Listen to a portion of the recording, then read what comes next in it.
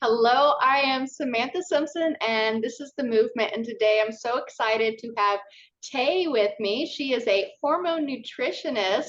She helps women connect to their body and feel empowered by their hormones through menstrual cycle awareness. Welcome, Tay. Thanks for joining us today.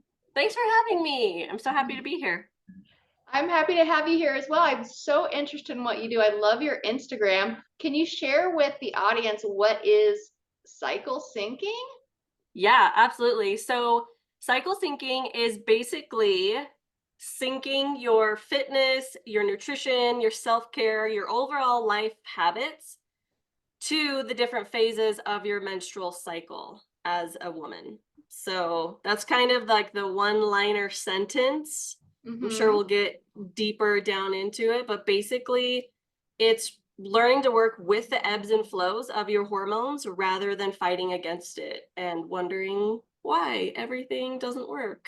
That's amazing. I feel like there's a shift in the paradigm with people instead of hating their period. I remember when like we were teens and preteens, it was just a horrible thing. It was a burden, and nobody wanted anything like that. And now I'm starting to see people starting to love it and treasure it and honor their cycle.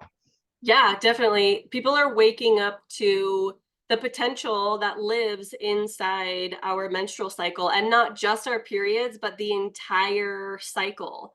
So, yeah, I love that women are starting to really treat their periods like a mini vacation and rest like they should, right? Instead of fighting against this and trying to be productive, but really to honor that time Mm-hmm. and then learn what the rest of the cycle looks like and honor those phases as well. So there totally is a paradigm shift, and women are waking up to it and realizing that their hormone fluctuation is totally different than men's. And living in a man's world, we really have to undo a lot of learning and relearn. So I'm glad that we're here to talk about it today. Oh my God, it's amazing. It's like it's kind of hard to love your period if you have a 9 to 5 job and you have to get up and go to work when you're feeling crummy, and that probably just makes you even worse. I remember working for a lawyer when I was in my 20s and being doubled over in pain. I was on my period and having horrible cramps and just thinking, and no wonder we hate our periods, is because we're trying to fit into a mold that doesn't fit our body cycle, right? Yeah, exactly. I can get into that a little bit right now if you'd like, the male Yes, and female please. hormones. So we totally live in a male world and much beyond just, what people might typically think of, but our Monday through Friday 9 to 5 schedule that you just mentioned is based off of a male hormone pattern. So men's hormones, they follow the sun. They rise and they peak and they fall every day. So it's just this very predictable, very same every day. Women's hormones rise, peak, and fall in a 28, right, or monthly cycle. So A we don't lunar work cycle. Is that why they call exactly, it the moon? You're getting your exactly. moon. Right. Men follow the sun, women follow the moon. And Oh my God, I so got goosebumps. That made so much sense to me. I feel so validated. I know exactly. And here we are, women, and we've come so far in the business world and working and you know being empowered in that way to be making income and impact in the world in that way, but we're becoming burnt out from it as well. And so it's because we're trying to fit into this mold that wasn't made for us. And it may work for a little while. And then eventually we're like, oh my gosh, just so tired. I'm irritated. I am resentful. What is going on? And a lot of it is just that we're working against our natural physiology. So learning to first of all, learning what does the pattern actually look like? What is the ebb and flow of my menstrual cycle in general? And then what does mine look like? Do I have any imbalances? Is there something that I can do to bring this into balance? And then how can I really work to live in alignment with this ebb and flow that I have without feeling shame or guilt, right? Really Mhm. accepting this rest and recovery, and also the peak and optimizing that hormonal peak that we have, and learning when that is in your cycle even. So there's so much to really dive into about our cycles.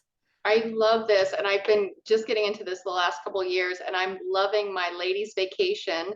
Um, and I love that I can have the ability to say no to things when I'm in the end of luteal phase, in the menstrual phase, and not feel guilty about it anymore. I know that it's going to be better for me in the long run to do that. So I want to talk about that. I want you to share with us. I know a lot of women think that their menstrual cycle begins in at the first day of their period and ends the last day of the period, but there's so much more to that. Can you explain to us like the cycle? Oh yeah, absolutely. I love this because I do. I talk to women and I say, "Do you track your cycle?" And they say, "Yeah, I know when I have my period." I'm like, but you're missing another 3/4 of your cycle. It's so amazing. So I love that you want to talk about this. So there are 4 phases to your menstrual cycle. And the first one being your period, which is the most obvious. You bleed. Women are very familiar with this first phase, the menstrual phase. This one is also considered your inner winter. So, and that is beautiful because it reflects what we want, what we might find we want to be doing during winter. We want to lay down. We want to Mhm. cozy up on the couch with a blanket and a hot mug of tea and watch a movie, binge on Netflix. I'm not going out to parties. Like, this is our inner winter. That's our period. And Mhm. then the phase after that, so when you have stopped bleeding and you feel your energy start to rise, you might feel hopeful, you might feel like, "Oh, okay, I feel like I can go out in the world now." This is follicular phase, which is also known as your inner spring. And it resembles springtime. You are literally blooming and blossoming. You're coming out of this hibernation, so to speak. And women often do find themselves feeling hopeful and ready to set goals and ready to bring on the world, as long as, like you mentioned, you're really honoring that winter time. You're really resting with acceptance and excitement and, like, yes, bring it on. Like, I used to not like my period at all, like you mentioned. And now I look forward to it. I'm like, oh, it's like a little mini vacation. And I will tell you, I know I'm going on a bit of a tangent here, but I work a 9 to 5, and I have my own business, and I have 2 children. So I get it when women Wow. are like, but how do you rest on your period when you have a 9 to 5 job, when you have kids, when you do it? There are subtle ways, and it becomes a practice. You start, and it starts to snowball into this bigger effect until you truly are resting on your period. But it may be start small with something like, um, maybe sleeping in by 30 minutes if you can, or maybe drinking more warm beverages throughout the day on your period. Like, it can Okay. be super simple to start out with. Doesn't mean you have to take 5 days off of work and use all your vacation time. It can start out really small and beautiful. Okay. So I just wanted to say that, but let's come back. So I mentioned menstrual phase, follicular phase, and then next is ovulatory phase, or your inner summer. This is when women are ovulating. And really, the star of the show, the star of your menstrual cycle, is ovulation. Many women think that it is your period that runs the show because it's the most obvious, it's the most well known, but really it's ovulation. Our body makes hormones when we ovulate. So we want to be ovulating. Um, like I mentioned, this is inner summer. So this is when we feel big and bold and bright. This might be like, even if you don't know when you ovulate, for all the listeners, most women don't. So don't feel bad if you're like, I have no idea when I ovulate. That's okay. There are ways to learn when you ovulate. These are things I help clients with as well. But when you ovulate, these might be days when you look in the mirror and you're like, oh, I'm having a good hair day. Or you walk by a mirror and you're like, dang, these clothes just feel so good. There's like this inner vibe that you have that just feels so good. You might feel more confident. Your partner or the people around you might feel more attractive than ever before. Like, I know my husband doesn't change throughout a month, but I will notice, I'm like, dang, you look cute in your work boots, you know? And those are signs of ovulation.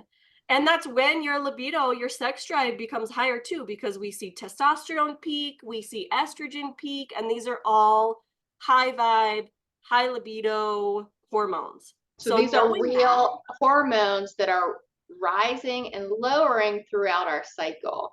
exactly. Yeah, they're the lowest on our period. They start to rise in follicular, they peak in ovulatory.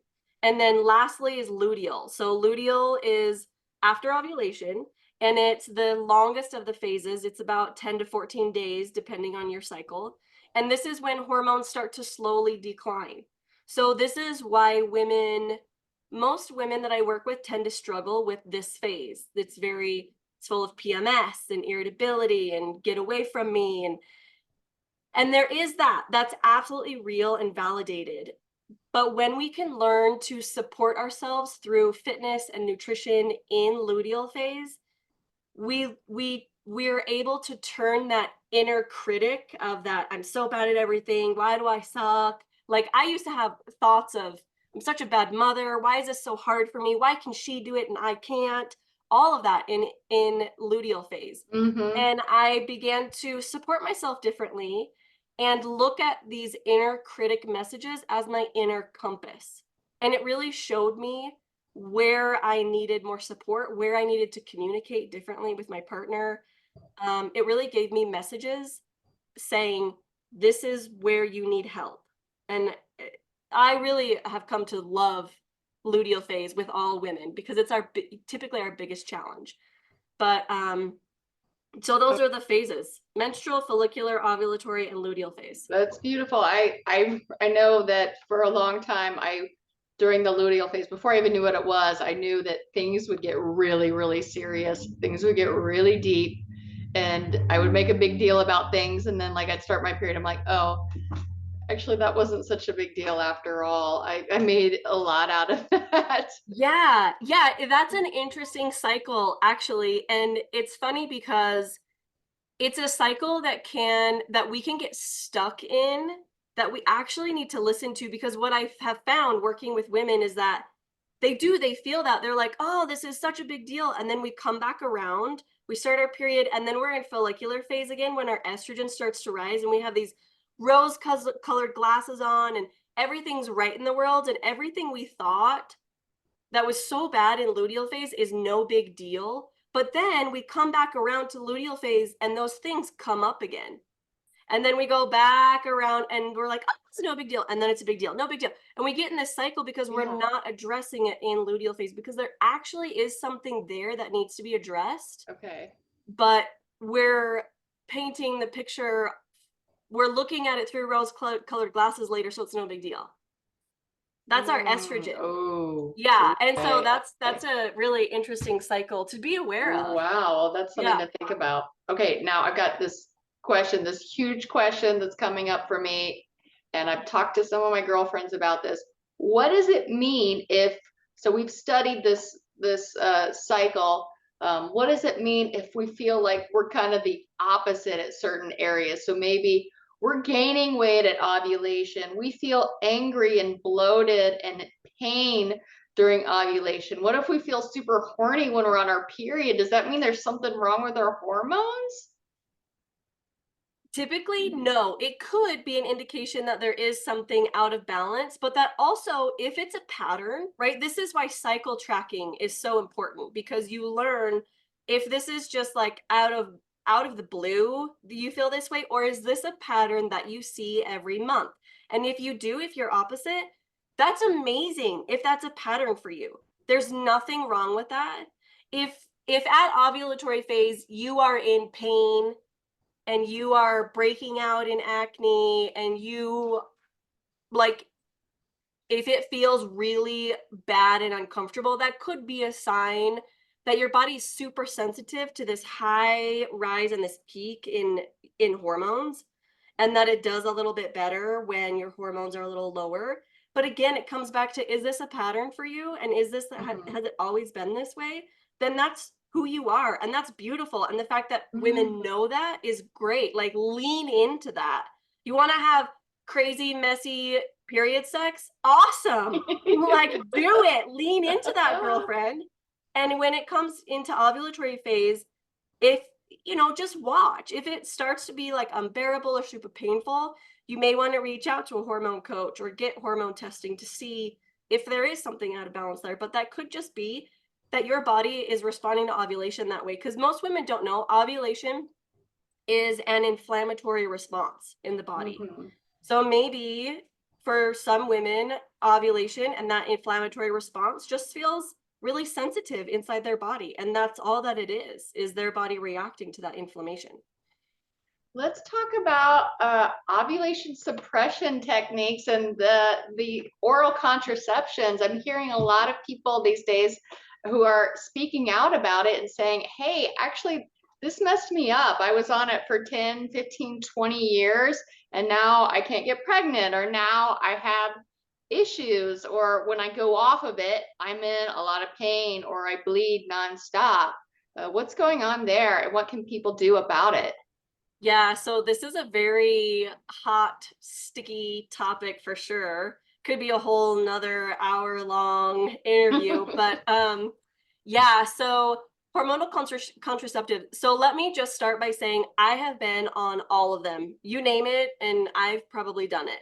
Mm. Because like all through my most of my teenage years, I was on it for acne, and then I was dating, so I didn't want to get pregnant. I thought the only way to not get pregnant was to be on birth control. Mhm. And then I got married, met my husband, came off of it, had some children, went back on it, decided, wait a minute, that's really how my journey started into all this hormone health stuff. Is after I had my second kid, I felt very this cyclical pattern of irritability and rage. It was my luteal phase speaking up.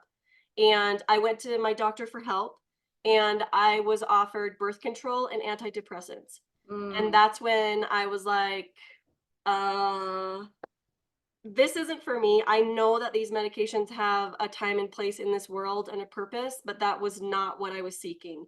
And that's how I started to do some research and found hormone health and cycle syncing, and it transformed everything. My life, my energy, my relationship with my kids, my relationship with my husband. So that's really where all this started. Oh, wow, that's But awesome. I will say, um if someone is on hormonal birth control, there's two different camps of birth control. There is a camp of women who are on it who don't want to get pregnant, like that they're only taking it because they don't want to Mhm. get pregnant. And then there's a camp of women who are on it because they have been told or they believe that it is going to balance their hormones, it is going to take away their PCOS, it is going to cure their acne, some other camp that they're on it for not birth control reasons. Mhm. Yeah, I And took it for that that. In my 20s, I came down with acne one year, just out of nowhere, and they're like, "You can try this medicine, antibiotic with a million side effects. It costs a lot of money, or you can try birth control." I was like, "I'll try birth control," and it worked. So I was like, "Oh, problem solved." Yeah, and that's the thing, is that a lot of times it does work, but what women don't realize is what it's doing, what it's also doing. So it is ovulatory suppression. So and there are also two different separations here. There is the pill, oral contraceptive, and then there's everything else. Um, I'll get into this in a minute, but basically all of them are suppressing ovulation, which means if you're not ovulating, you're not making hormones, especially progesterone. And progesterone is so beneficial for women. It is beneficial for our brain health, mental health down the line. Think longevity, like dementia. So um, avoiding dementia, right? You need progesterone to Mhm. avoid these things down the line. Bone health, think osteoporosis. You need progesterone, gives your body what it needs to increase bone density. So if you're not ovulating, you're not making progesterone, you're not getting the benefits for mental health down the line, for bone health down the line, for cardiovascular benefits. Like you ovulate for way more reasons than making a baby. I used to think like ovulation, whatever, I don't want to get pregnant, so I don't care about it. I have 2 children and I am done having children. I am obsessed with ovulation. I want to make sure I ovulate as much and as long as possible because it's the only way that I'm making progesterone to make sure that I live to be this long, healthy, longevity of health down the line. It comes from ovulation. Oh my God. So that's why we want to ovulate. And birth control is suppressing that. And for the camp of women who are on it to prevent, even to prevent pregnancy or even PCOS, these other hormonal imbalances, there are other opportunities and other sources for that. But we have been told just take birth control. And a lot of that's Mhm. because the medical industry is like, women are so complicated. They have all these hormonal things. Just take birth control and it will balance it. It doesn't balance it. What it does is takes this beautiful hormone fluctuation and it drops it down to be equivalent to what your hormones look like as a postmenopausal woman.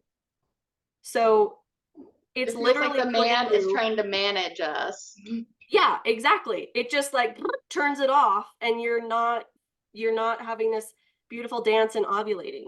So I know that's, not necessarily a deep dive into all of, there's like so many different types of birth control. There's so many different benefits and risks. So each woman has her own story, but I always ask women just do your own research, really know the options that Mhm. are out there and understand the risks that you are taking by being on birth control as well. Exactly. I was lucky in college. I had a professor. I took a random biology class that was required, and the professor told, and I was 20, 21 years old, where I learned for the first time, you're not able to get pregnant every day of your cycle. It is only a 1 week window, basically. And I was like, mind blown. And I feel like I'm the only one who had this information in my peer group for all of these years. I'm 43 now, and I've been managing pretty well all of these years having this information. And now I'm like, you guys didn't know this? You guys didn't know this? Oh my God. There's ways that you can not get pregnant. And I, in my early years, I would just estimate when my ovulation was and you know do the best that I could, and it worked out. Now I use cervical mucus tracking to find my fertile times, and there's also several other methods as well. Basal body temperature. um, so there's really many ways that we can get to know our body. And I wondered if you share with us anything that you know about those: cervical mucus, cervical Yeah. position. Yeah, those are the best. These are all biomarkers for cycle tracking. And you're right, most women have no idea that you can't get pregnant every day of your cycle. And when we learn that, and when each of us individually, are in our fertile window and ovulating, it's so empowering to know this information and to really like be able to control that ourselves, like know that and make decisions based off of that. It's so Mm-hmm. empowering. So yeah, we ovulate one time during our month cycle, typically mid cycle. There's a textbook, all the textbooks say day 14. It is different for every single Mm-hmm. woman. Some women will ovulate on day 11, day 13, day 18. It is going to fluctuate from woman to woman, and it can actually even fluctuate from cycle to cycle within a woman. So travel is going to impact when you ovulate. If you're sick, ovulation may be delayed. And I If say you're travel in like perimenopausal, it's men, different as well. yeah, perimenopausal, things are gonna change. I mentioned travel, mostly travel to a different time zone, because that Okay. time shift is gonna affect your sleep, which will affect when you ovulate. So yeah, understanding when you ovulate, and like you mentioned, Cervical mucus is one way. So when we all have it, it's all in our underwear. We see it, we're like, oh, but it's actually a really beautiful thing. And when you know how to read it, it becomes information that your body's giving you. So typically, what it looks like, cervical mucus, you have your period, and then you might be dry, nothing for a couple days, and then you start to have this fluid. It might be kind of white, a little slippery, kind of wet. And then as you near ovulation, it becomes clear, like if you crack an egg, the egg white, but an uncooked egg white, that like clear, slimy stuff. Mhm. And it's there for a purpose. It's there to help sperm crawl up into the vagina and get to the uterus quickly. So it's slippery. It changes the pH of your vagina. So part of why we are fertile for 5 days, one of which is when you ovulate, and then the previous days are when sperm lives inside your vagina. So let's say, let me try to paint a picture here. Let's say you start your period is 5 days, and let's say on day 5, so your period ends, and day 6 of your cycle, you have sex, and you're like, oh, I'm in the clear because Mhm. I'm not ovulating yet. So day 6 comes around, you have sex, and then 5 days later, so day 6, 7, 8, 9, 10, 11, day 11, you ovulate.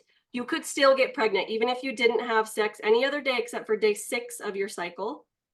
5 days later, you ovulate, and there's sperm waiting in the vagina because your cervical fluid has been this pH that is just perfect for sperm to live. It's like, cool, just wait here. We're going to ovulate soon. And then you do ovulate, egg drops, there's sperm waiting, you become pregnant. And women are like, but I didn't have sex when I ovulated. Or I only had sex like on my period and now I'm pregnant. It's, you have to know when you ovulate and know Mhm. that sperm can live in the vagina for 5 days. And then you ovulate, that's a 24-hour event. And then to be on the safe side, I would even wait 1 day after that. And you don't have to wait to have sex, right? That could look different. It doesn't have to be penetration. It could be a totally different type of sex that you know you're not going to get pregnant from. Get creative. There's I looked at a photograph of a microscopic view of cervical fluid, and it was amazing. It has channels that direct the sperm where to go, and then you look at egg white cervical mucus versus non-egg white cervical mucus, and one of them has barriers, and one of them has channels you could actually see. It's quite amazing. Wow. I love that. I love that. And yeah, so then after you ovulate, your cervical fluid looks totally different. It's this like white, sticky, the pH has changed, it changed. Now sperm is like, ugh, I don't like to be in here. And it dies, goes away, whatever. It just is like not doing anything. So that's one way, is tracking your cervical fluid. And I suggest I wear black underwear all the time only, because then I can see it all the time. Also, when you wipe and you go to the bathroom, if it feels like, like, well, that was a fast wipe, you're probably ovulating, right? Like, I don't, use have you heard of the Creighton model? no. I use the Creighton model. It's very, very specific for the analysis of cervical mucus, and you take an analysis before you pee, after you pee, before you poop, and after you poop, before you go to bed each night. So you're taking many tests throughout the day, every single day, and you so to make it as least biased as possible, they have a very specific manner in which they want you to find the mucus. So it's always taken on Oh, folded I piece love of that. toilet paper. There's a finger test that's done. The sensation, you have to hold it up into the light. So there's so many parameters to judge it by. It's just Oh, I love fascinating. that. You really get familiar with your cervical mucus. Yeah, it gives you so much information. I love that. That's great. The other thing that you mentioned is cervical positioning. So Yes, yes, getting your yes. finger up in there, find your cervix, and get familiar with where it is throughout your cycle. Because when you ovulate, your cervix, like pretend this is your uterus, cervix is going to go higher up inside your vagina when you ovulate. And there's a biological reason for this that is so cool. I had no Yes, tell me. idea. Tell me. So I was like, why doesn't the cervix move farther down? Like easy access, it's right there. But it moves higher up because it wants the sperm that is going to travel the farthest, the fastest. It's survival of the fittest. So the like low, sluggish sperm is like, I can't get up there. And the quick ones are like, whoop, I'm here. It's the healthier ones. We want those ones. So that's why it moves higher up inside your vagina. So stick your finger in your vagina, ladies. Like figure out where it is. When you're on your period after ovulation, you will see that it will probably rise and fall. And you maybe have noticed this in when you're having penetration intercourse, that sometimes sex hurts and you're like, I don't know what's going on. It could be that your cervix is lower down in your vagina. Mm-hmm. So that could be something to be aware of. And now you know why, right? A caveat for ladies with uh, cervical Hysterectomy. prolapse, sometimes it's going to feel low all the time. You might stick your finger up there and like it feels low all month long, or it feels really low during my period. And I get that that's a symptom of people with prolapse, and make it hard to tell. And they're using that method. I know that the consistency or the feel of the cervix can change as well. Can you Do you know a little bit more about that? Yeah. So as you near ovulation, the tip of your cervix becomes soft and more open. And this takes practice to like, well, what does it feel like when I'm not, when I'm not ovulating, when I am ovulating? Like you have to really get up in there and feel it at all the different days and phases to know if it's changing. So yes, when you're ovulating, it's softer. People say it kind of feels like the tip of your lip and it's a little more Mm-hmm. open. And then when Mm-hmm. you're not ovulating, so this would be luteal phase or right before you start your period, your cervix is closed and it's more hard. So people say that it often feels like the tip of your nose when you're not ovulating. So that can be one way for women who have this prolapse, that they can feel it that way as well. Um, there's also a camp of women who may have had a hysterectomy, so they don't have a cervix, but they may still be ovulating because if it's not a full hysterectomy, right? You still have your Mm-hmm. ovaries, so your ovaries are still functioning. They're still ovulating this one this month, this one this month, whatever. So you can really hone in and tune in to that feeling by tracking your mood, your energy. Are you feeling cramps, on certain days of your cycle? That could be maybe the right side is ovulating. And then the next month you're tracking really well and you notice, oh my gosh, I'm cramping on the left side. That's your left side Mm. ovulating. So that can still be a way to kind of tune into this if you don't have a cervix. You're a hormone nutritionist. Can you share with us ways that we can eat that can help us?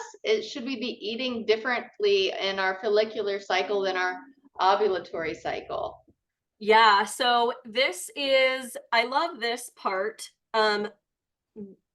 I have noticed working with women that sometimes women want to eat totally differently in all four phases of their cycle. And I'm like, hold up, wait, that's going to get confusing. It's going to be overwhelming and too much. But there are some overarching hormone health tips in general for anyone. And then there are each phase of your cycle tips as well. So I'll just touch on both. So for hormone health, some of the best things you can do as a woman is to eat a hearty, savory breakfast within an hour of waking up. This is going to tell your body that you're safe. It's going to allow you your lower your stress level and your cortisol level. So like I can't stress enough eating a hearty, savory breakfast first thing. So eggs, bacon, um, even oatmeal with lots of like nuts and seeds and nut butters and things like that. If you're not into eating animal products, that can be one way to do it. Protein shakes, that's great too if you're supplementing. Um, Also drinking your coffee after you eat. So Mm-hmm. I'm not taking the coffee away. I know some women are like, oh my God, but my coffee. I'm not taking it away. I'm just saying eat breakfast first. Eat breakfast, hydrate, have your coffee after you eat. Your body's going to feel so safe. it will start to release things it doesn't need. Like if weight gain is something that women are struggling with, my first line of suggestion is to eat a hearty breakfast. It tells your body you're safe and it is able to release what it no longer needs. That's So so good. My man makes me a hearty breakfast every morning. And I always say water first, then breakfast, yes, and then if I'm doing coffee, then coffee. So yes, I'm exactly. safe there.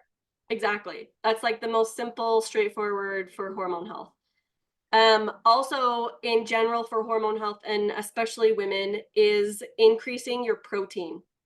So, this has been the biggest, probably most transformative thing for women that I work with. Once they increase their protein, their daily intake of protein, their energy is sustained throughout the day. These like 2, 3 p.m. crashes in the middle of the day start to get fewer and far between because your body has what it needs. It's getting nutrients. I can't tell you how many women I work with, myself included, before I started all this hormone health stuff. Mm-hmm. I was overworked and underfed, like working too much, working out too much, and not eating enough in general. And I was eating like, lots of variety of different plants and animals and all these things, but not enough. We need to be eating way more.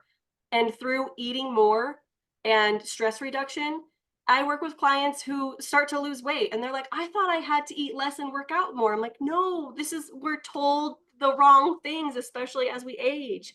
Mm-hmm. So that's kind of like hormone health, overarching nutrition, simple tips. As Mm-hmm. far as your 4 phases, this gets really fun. And to keep it as simple as possible, think of the 4 inner seasons, like we talked about. Menstruation is inner winter. So, what do you want to eat when it's winter, right? You want soups and warm things. Iron, you're losing blood, so you're losing iron. So, increasing your iron intake, whether that's through supplementation or my favorite is just beef. If you're a meat eater, eat more grass fed, grass finished beef. It's a great way to, Or if you're not, seaweed products, I yeah, take a absolutely. green supplement, a green powder supplement with tons of seaweed in it. Yeah, they even have like the dried seaweed packets if you're into like munching that stuff. Uh, yeah, My kids love it. I get it bulk from Costco and they're like, "Yes, mom got seaweed." I'm all, "How about it?"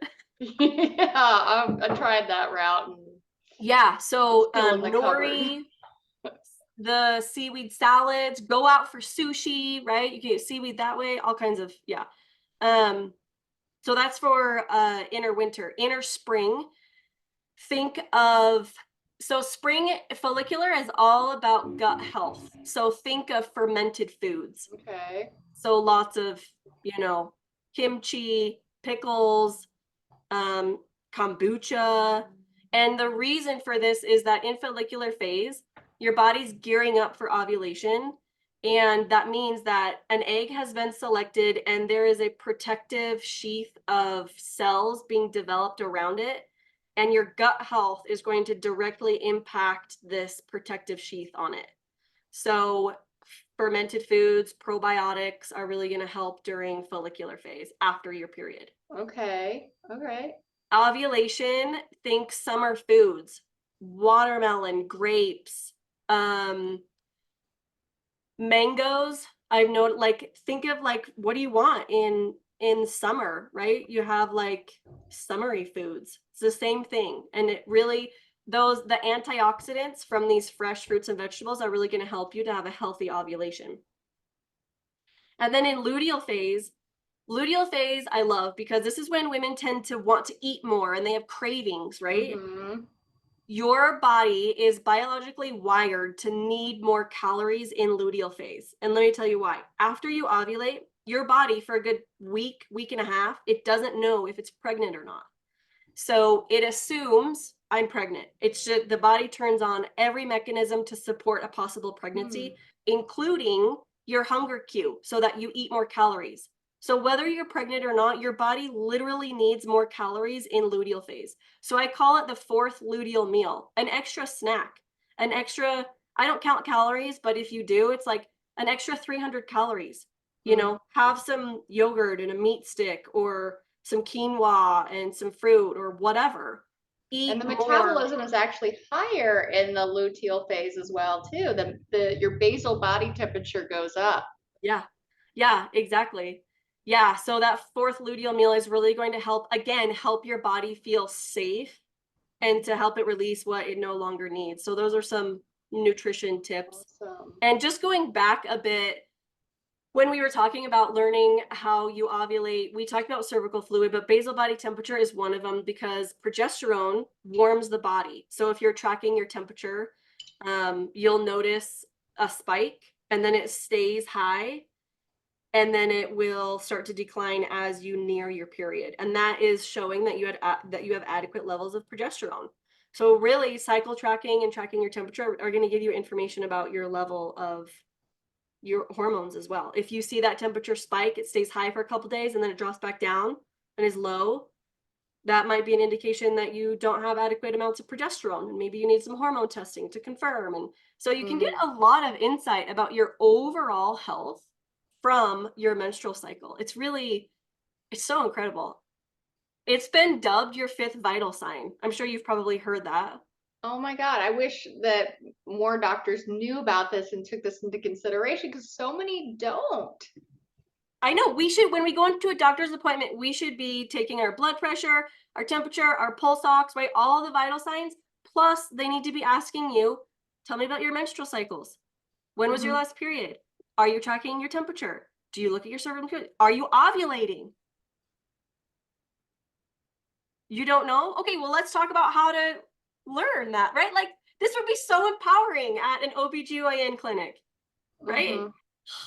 Yeah, And we'd have more control over our bodies, and instead of uh, instead of just popping a pill to mask some problem that'll cause other problems down the line. For Band-Aid. example, if you're trying to get pregnant and you can't get pregnant, you've got some kind of hormonal issue because of it that you haven't known about because you've been suppressing ovulation for all these years. Exactly. I want to talk about. I've got a lot of people who watch me who are, in the 20s and 30s. I also have some women who are in their 40s and 50s heading into perimenopause. Can you tell us, like, if there's anything that we should know about this phase? Uh, how do we know that we're in this phase yet? And what can we do to make it more comfortable? Yeah, so perimenopause can start can typically starts in women around age 35, but we don't know because it's so subtle and the changes going on are inward and we don't notice it outwardly for a while maybe. And maybe some women do, maybe they notice it right away, but every woman's experience is totally different. Perimenopause can last up to a decade or longer, and we see things like in our menstrual cycle, our cycles will become shorter. So we'll have a period more often. And then suddenly they become longer, where you're like, I haven't had my period for like 65 days. And then you have your period. And then you have your period again in 15 days. Mm-hmm. It's this like, because what's happening is progesterone is starting to decrease almost to it being non-existent. So then you have estrogen that's like, well, I'm still hanging out here for a while because it doesn't start to decline till later on in perimenopause. So then you have this super imbalance for a while. So some women, well, I'll get to suggestions in a minute, but then later on through menopause, estrogen starts to drop, testosterone starts to drop, and then you're postmenopausal. So then you have no cycling hormones or significantly decreased. You have no periods. Um, and to know this really is to start tracking right now. Wherever you are, just track when your periods are and and everything in between. What does your follicular phase feel like? What is it? Are you ovulating? Right? Getting into this, if you're in your 20s, just start now. I would even Mm-hmm. recommend to get a hormone test now, even if you're like, I don't have any hormonal problems, I don't think. It doesn't, just get a test now so that you have a baseline. So that when you are 55, you're like, oh, I'm going to get tested again. And you have this comparison to know, was I ovulating? Was all of these things that give us information. Um, and then as far as suggestions, like if you're in your 20s and 30s and in these, quote unquote reproductive years where you are cycling, cycle sync, get all the information about menstrual cycle awareness, hire a coach, get testing, lean into this, optimize all of this amazing power inside your body. Mhm. Really just be so proud of it. And if you are transitioning through perimenopause, you can absolutely still track when your periods are Mhm. and figure out, are you still ovulating? Because if you aren't, then maybe you're not producing progesterone. Maybe you have that imbalance I talked about. And some women may feel like they might want to research bioidentical hormone therapy, which is a plant derived hormone, progesterone cream. Some women use it on the insides of their legs or on Mhm. their underarms, and it can really help this like transition into postmenopause because you have this imbalance for quite some time. And that can be hard for some women or not. Every woman's experience is totally different. And that's something very unique that needs to be researched and talked about with a functional medicine practitioner. But also, if you're aware of it and you're starting to do the things I already mentioned, like increasing your protein intake, really looking at hearty breakfasts, weightlifting. We didn't Mhm. actually talk about exercise, but there are certain types of exercise that are great during each different phase. But Mhm. overall, my biggest, most like top tip would be to lift weights. Lift weights. It's really important for our bone density. And then, second to that, and really first, would be to rest. Rest. It's okay to Mhm. slow down and rest and like do some of the things that I know you're teaching. You've got your yoga mat out there, like rest because it's going to lower your stress, lower your cortisol Well, Ghost level. Spring isn't very restful. It is very engaging. Um, but yes, I do agree. We need to rest. Yeah. So doing that through perimenopause as well. And then some women do feel like, well, if my periods are every, 65 days or if I'm on day 48, how do I know how to sync with my cycle? And in that case, you can really look to the moon. Like I mentioned in the very Mhm. beginning of this, we are cyclical beings and the moon is our guide. Mhm. So look at where the moon is. New moon, when new moon has disappeared, she's not there. That is very that mirrors our menstrual phase. So that can Mhm. be a time for rest. That can be a time for slowing down. And then the moon will start to wax and get bigger, just like us in our follicular phase. Our energy starts to wax, we get Oh. bigger.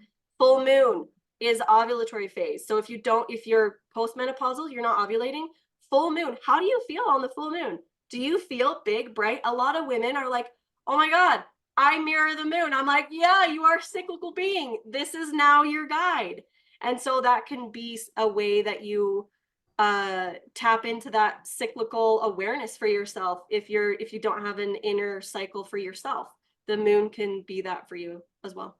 I love that. I've heard before that long ago, before written time, that women used to cycle together and we used to cycle with the moon. I love Exactly. that idea. Yeah, red tent communities. Women used to bleed together, go inside red tents, support each other. They're like, I'm not doing dishes or cooking dinner. Bye. I'm going to bleed. I love Like, that. what? I want to go Great. back to that. I know. I know. And then they would have festivals under the big full moon. This was before artificial light. So the moon was our light. And we were like, what? Big, bold. Women were ovulating. They're like, I feel amazing. So Love yeah, it. we are lunar beings. Well, I want to thank you for sharing with us so much information. It's been amazing. And I want to offer you the opportunity to share with the viewers how they can learn from you more.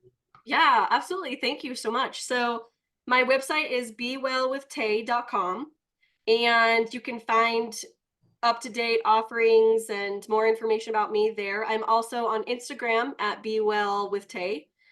And right now, at the time of this recording, we are in April 2024. I do have a case study group for my signature program, CycleSync Academy, coming in just next month in May. June 1st.